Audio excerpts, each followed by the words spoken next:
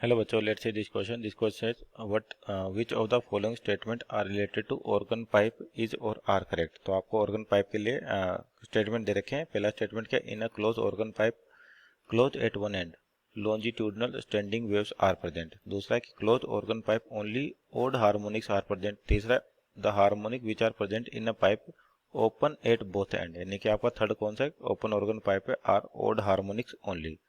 तो आपको बताना है कि इनमें से कौन सा स्टेटमेंट सही है. तो सबसे पहले तो बात करते हैं की कॉन्सेप्ट की. की कॉन्सेप्ट तो की कॉन्सेप्ट क्या आपके पास ऑर्गन पाइप के अंदर फ्रीक्वेंसी के बारे में पूछ रखा है. तो या स्टैंडिंग वेव्स, तो कह सकते हैं स्टैंडिंग वेव्स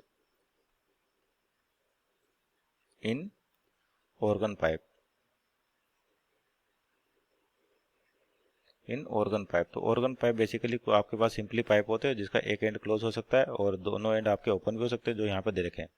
तो पहला स्टेटमेंट दे रखा है क्लोज ऑर्गन पाइप. अगर आपके पास यानी कि क्लोज ऑर्गन पाइप का होता है कुछ इस टाइप से होता है जिसका एक एंड क्या हो आपका क्लोज हो और एक एंड का ओपन हो. तो यहाँ पर पहला स्टेटमेंट है कि क्लोज ऑर्गन पाइप में जो एंड है क्लोज एंड वहाँ पे लॉन्जिट्यूडनल स्टैंडिंग वेव प्रेजेंट होती है. तो ये सही है क्योंकि आपके पास यहाँ से मान ली कोई भी डिस्टर्बेंस जनरेट होता है तो पार्टिकल आपके पास क्या रहते हैं अलोंग लेंथ इस तरह से वाइब्रेट करते हुए जाते हैं, जिनको अपन क्या कहते हैं लॉन्जिट्यूडनल वेव्स कहते हैं इस तरीके से. तो आपका जो क्लोज एंड है यहाँ पर क्या होगा, पार्टिकल टकराएंगे वापस और रिवर्स हो जाएंगे, यानी कि आपके पास लॉन्जिट्यूडनल स्टैंडिंग वेव प्रेजेंट होगी यहाँ पर. तो मीन्स ऑप्शन नंबर एक आपका सही है. दूसरे की बात करते हैं क्लोज ऑर्गन पाइप में केवल ओड हार्मोनिक होते हैं. तो यानी कि सेकंड को चेक करें, यानी कि सेकंड स्टेटमेंट. तो आपका पास जैसे ये हो गया क्लोज ऑर्गन पाइप और फंडामेंटल फ्रीक्वेंसी की बात करते हैं तो ओपन एंड पे तो आपका एंटी नोड बनता है और क्लोज एंड पे क्या बनता है, नोड बनता है. तो first fundamental mode of vibration होगा, उस केस में आपके पास इस तरह से वेव दिखेगी आपको या पार्टिकुलर डिस्टर्बेंस दिखेगा. तो यहाँ पर एंटी नोड और नोड के बीच में दूरी होती है लेमडा बाई 4. तो मानते पाइप लेंथ कितनी एल, तो यहाँ पर एल की वैल्यू क्या हो जाएगी लेमडा बाई 4.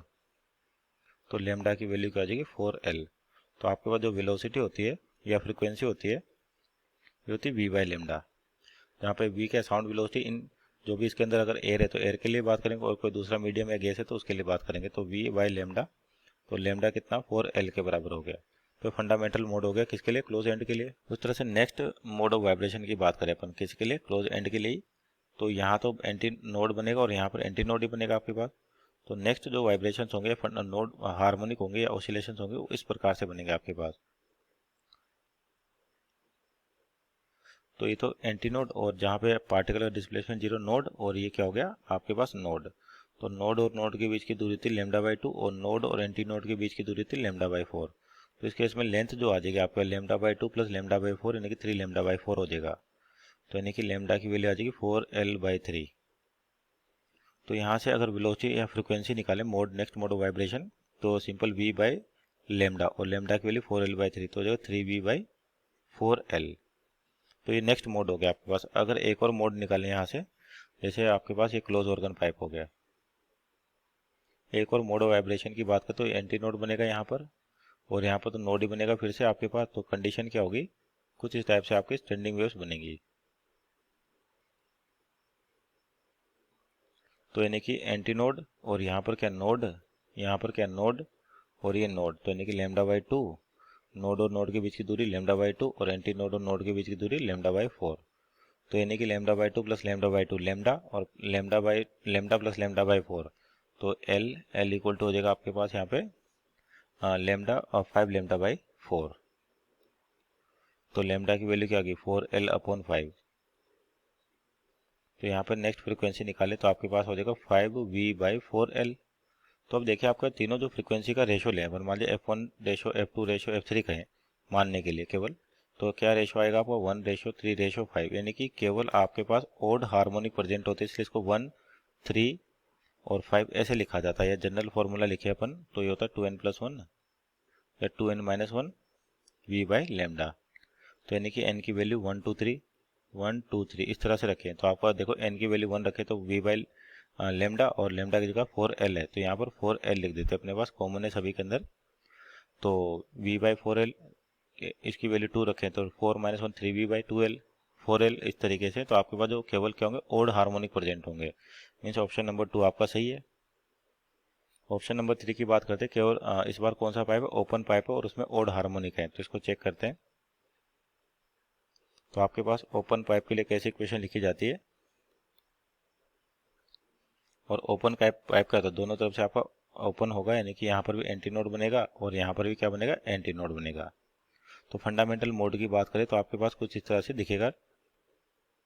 तो नोड और एंटी नोड के बीच की दूरी क्या होती है, लेमडा बाई 2, और इसकी लेंथ बोल देते एल, तो एल की वैल्यू हो जाएगी लेमडा बाई 2। तो यहाँ से लेमडा क्या हो जाएगा, 2L हो जाएगा। तो यहाँ से वेलोसिटी फ्रीक्वेंसी निकाले फंडामेंटल, तो हो जाएगी v बाई लेमडा।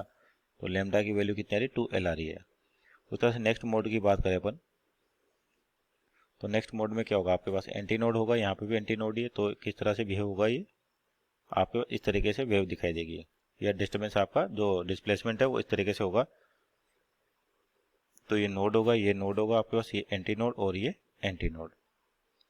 तो नोड और नोड के बीच की दूरी होगी लेमडा बाई 4, और एंटी नोड और नोड के बीच की दूरी होगी लेमडा बाई 2। नोड और नोड के बीच में, एंटी नोड और नोड के बीच में लेमडा बाई 4, और इधर भी लेमडा बाई 4। तो यानी कि इसकी लेंथ L है।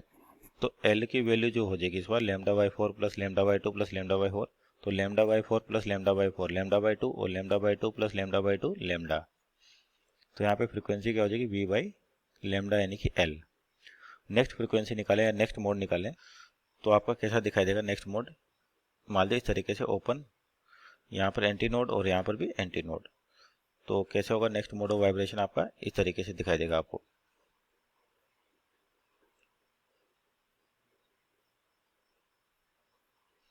तो ये तो हो गया एंटी नोड, और ये भी क्या एंटी नोड, और बीच में क्या आ जाएगा, नोड आ जाएगा। आप एक नोड यहाँ पर है और एक नोड यहाँ पर है। तो नोड और नोड के बीच में दूरी लेमडा बाई 2, और इस नोड और नोड के बीच की दूरी लेमडा बाई 2, और यहाँ लेमडा बाई 4, और यहाँ पर लेमडा बाई 4। तो इसकी जो लेंथ हो जाएगी, बेसिकली लेंथ की वैल्यू क्या आ जाएगी आपके पास, lambda by 4 plus lambda by 4 lambda by 2, और lambda by 2 plus lambda by 2 यानी 3 लेमडा बाई 2। तो लेमडा की वैल्यू क्या हो जाएगी यहाँ से, 2L बाई 3। तो यहाँ से फ्रीक्वेंसी निकाले नेक्स्ट, तो v बाई लेमडा, और लेमडा कितना है इस बार, 2L बाई 3 यानी कि 3। तो अब इनको कंपेयर करें, जैसे आपके पास फर्स्ट है ये, और ये सेकंड और ये थर्ड। अगर सेकंड को मान लिया अपन 2 से मल्टीप्लाई कर दें और 2 से डिवाइड कर दें, तो बॉटम पे आपका 2L। तो जनरलाइज कैसे लिख सकते हैं इसको, f n को nv बाई 2L, और n की वैल्यू क्या रखते जाए, 1 2 3, n की वैल्यू 1 2 3 इस तरीके से। तो आपके पास कौन से हार्मोनिक मिलेंगे, v बाई 2L, नेक्स्ट कितना मिलेगा 2v बाई 2L, नेक्स्ट मिलेगा 3v बाई 2L। ऐसे n की वैल्यू 1 2 3 रखते जाएं तो आपको सभी हार्मोनिक मिलेगा, 1 भी मिलेगा, 2 भी मिलेगा, 3 भी मिलेगा, 4 भी मिलेगा। इसका मतलब ओड और इवन दोनों हार्मोनिक प्रेजेंट है आपके पास। इसका मतलब जो ऑप्शन नंबर 3 दे रखा है आपके पास कि harmonic which are present in pipe open as both on are odd harmonic only, तो ये तो गलत हो गया, क्योंकि आपको ओड भी मिल रहे और इवन भी मिल रहे। इसका मतलब आपके पास स्टेटमेंट 1 और स्टेटमेंट 2 ट्रू है, बाकी तीसरी क्या फॉल्स है। Means option number C is our right answer. Hope you understood well, best of luck.